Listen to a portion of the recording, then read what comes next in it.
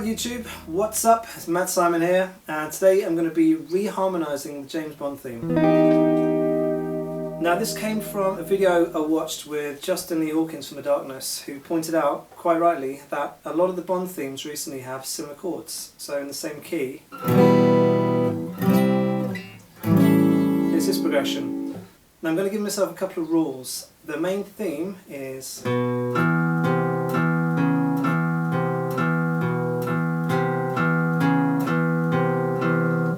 it's this melody line on the top. We've got in the key of E minor here. So we've got B, C, C sharp and C on the top. So I'm going to stick to that instead of just going completely off the deep end, which is messy. So these chords in E minor, we have E minor and then C, or C major 7, and then C sharp half diminished, C sharp minor 7 flat 5, and then back down to the C.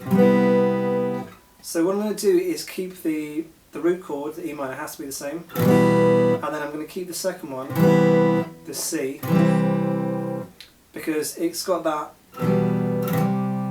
darkness which you've got to have that movement, otherwise it just gets a bit crazy. It has to have a C sharp in it to follow this pattern. So we're going to start with chords with C sharp at the bottom, which would be C sharp major or minor. That sounds terrible. Minor, too much of a chord change.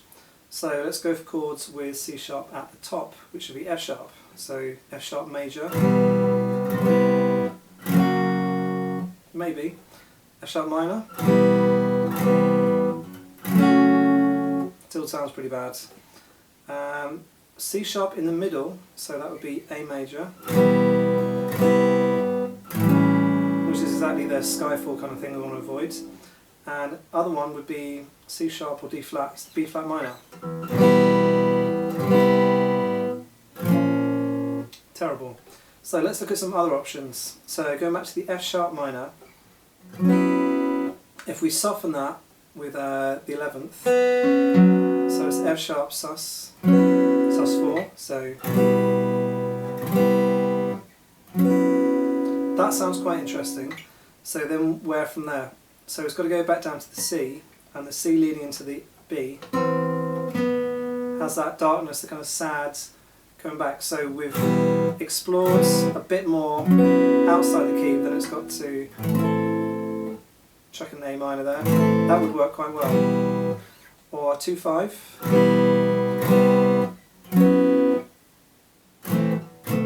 So one of those. So we've got E, C, F sharp, and maybe A minor.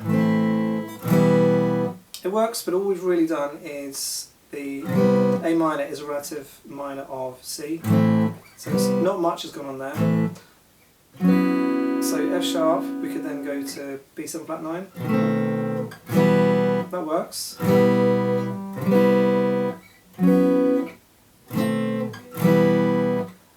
It works, but it's not quite far enough out, so let's go somewhere else. So from there, we've got a sus chord. We could put maybe an F sharp, an F sus, F sus 4, so, and that gives us a nice in the bass. So E minor, C, F sharp sus, F sus 4, and then what we can do is chuck in the E for the major 7. So that would be the 11th and 7. Then that works quite well. So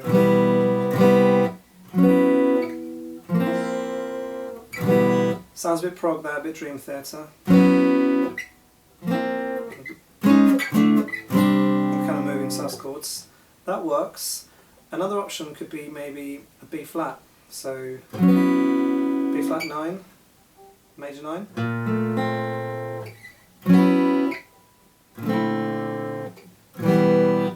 Perhaps, or with a, move the finger here, so we've got a got the sharp 11, 6 and 9.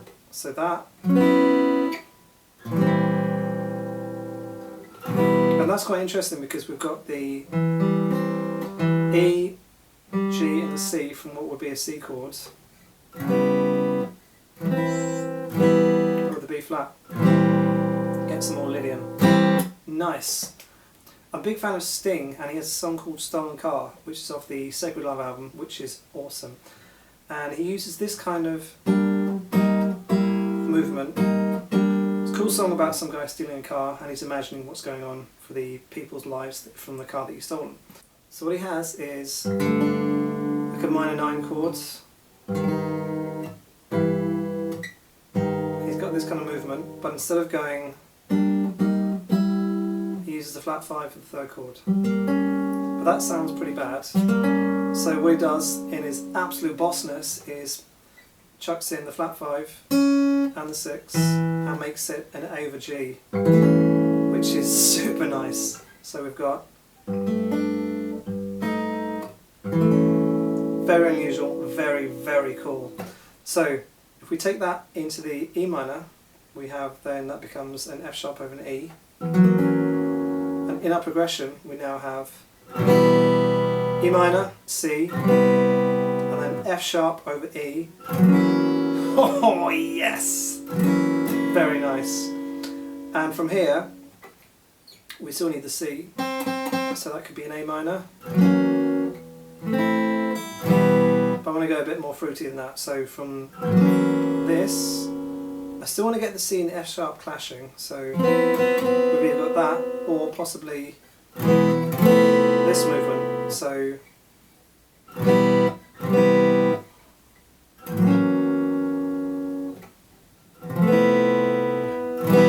that sounds pretty cool. So I've got some nice darkness and a nice follow through on that.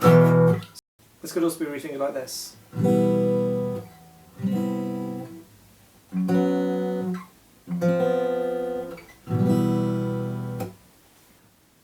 This gives some interesting soloing possibilities over the chord changes, but I'll put that in another video.